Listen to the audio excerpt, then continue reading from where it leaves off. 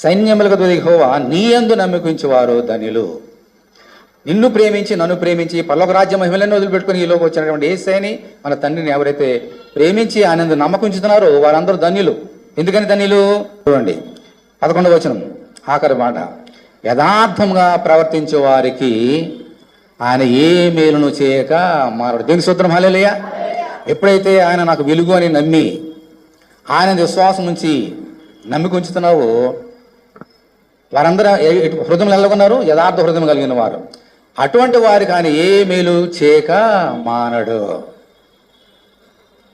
మనందరం ఈ లోకంలో బ్రతుకుతున్నాం. అనేక విషయాల్లో మనందరం కూడా ఇతరుల మీద ఆధారపడుతుంటాం. కానీ లేఖనం చెబుతున్నది ఏ సహోదరుడు ఏ సహోదరిని విమోచింపలేడు. మన యథార్థ హృదయంతో ఆయన విశ్వాసం వచ్చినప్పుడు నువ్వేం ప్రార్థన చేసినావో అది నీకు ఇస్తాడు.